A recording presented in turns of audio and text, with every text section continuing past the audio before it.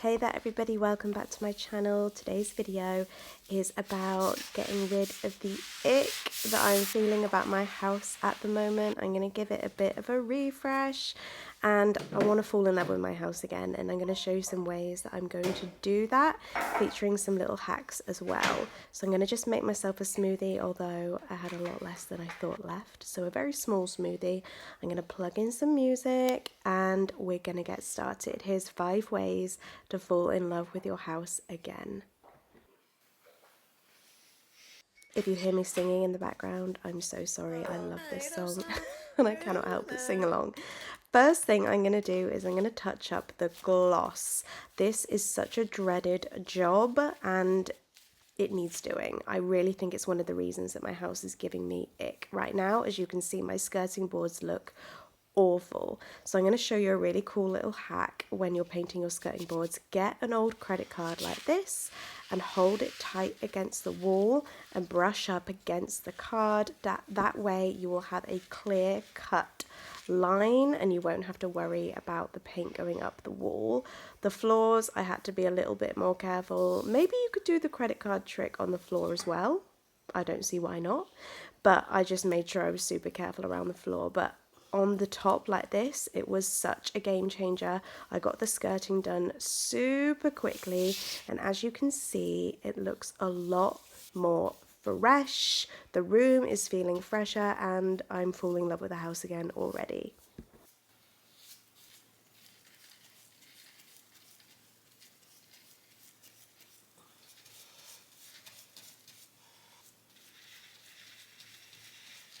So after about an hour, all the skirting in my big kitchen diner room was all done and refreshed.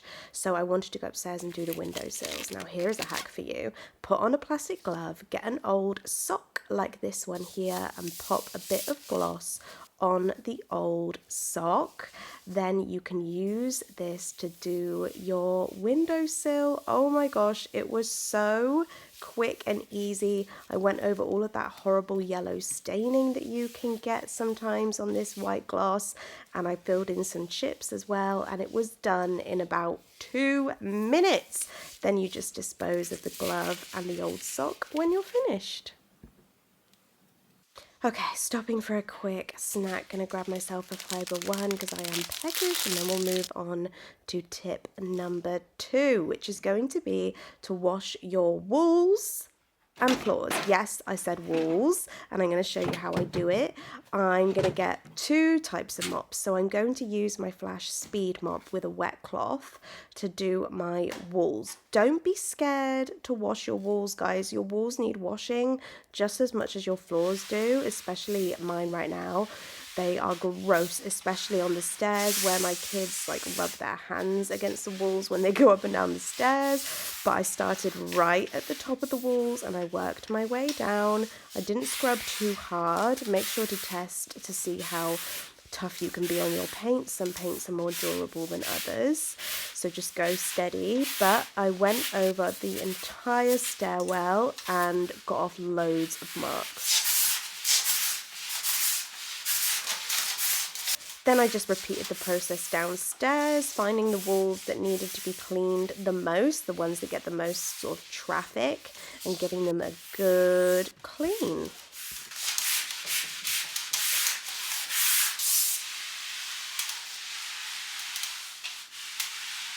Once I'd gone through all the walls, I actually used a couple of mop heads in the end because they were dirtier than I thought they were going to be. But there you go, the walls are as clean as they've ever been, probably. Next, onto the floors, I'm going to use my Violeta Spin Mop because I wanted to have a really thorough clean of the floors today. I'm going to use a Flash floor cleaner and I'm going to mix it all up in my Spin Mop here with some hot water, and I'm going to get to it. Oops, sorry if you just heard my phone go off. That wasn't your phone, that was mine. I'm really going to put my back into it. You should work up a sweat when you're mopping a floor, or you're not mopping hard enough, basically. I get so hot and bothered mopping the floor because I really work hard on it and make sure that I get up all of the gross marks and stains, and everything that just accumulates on our floors. I'm also going to move into this part of the room, going to roll up the kids' playmat, and I'm going to hoover first actually, because it was a bit dusty in here and needed to hoover before I could go over it with the mop. But I'm going to repeat the process in here with the spin mop. I'm going to put loads of attention under the dining table and under the chairs, especially the ones where my kids eat for obvious reasons, and I'm hoping that the house is going to feel a lot fresher after I've done this.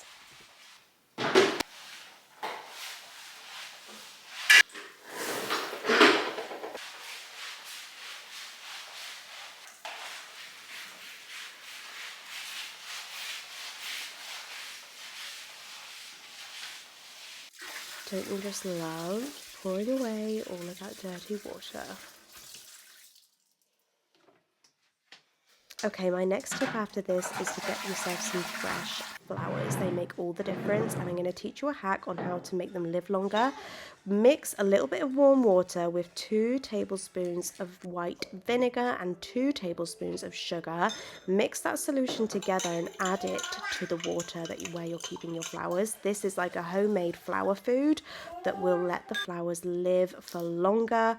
Also, make sure that you peel off all of those dead leaves and cut the stems at a 45-degree angle and cut off all those dead bits at the bottom. This should allow your flowers to live for much longer. Refresh the water after a few days doing the same trick that I showed you, and these flowers should live for a good couple of weeks. Fresh flowers make my house feel so much nicer and I love it.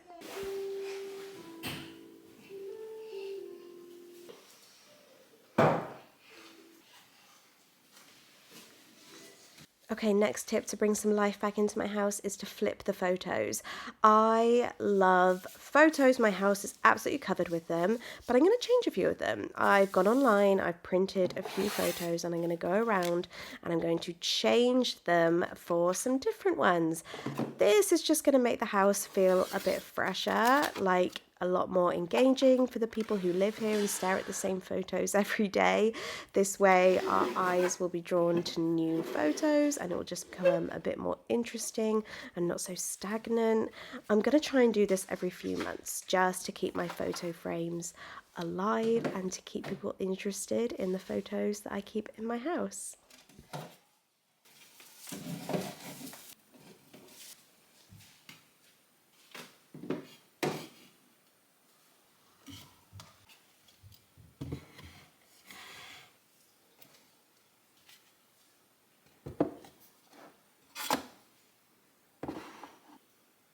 Okay, next up, I'm going to rejig some of my decor. This means literally walking around and just moving around the decor in your house. It makes such a difference just having a little play. I'm moving some things on my kitchen shelves here. I've got a plant and I'm going to take down this picture and I've put an extra book on there, and I love to play around. I move things a million times before I'm happy with it, as you can see. But doing this and just changing things on shelves can make a real difference to how you feel about your home. I went around a few shelves and did this with a few different things around the house, and already it made the house sort of pop and come alive and help me fall in love with it again. I love my house, guys. I really, really do. And here's a few ways that I keep it that way. I hope you enjoyed the video. Don't forget to subscribe, and I'll see you in my next one.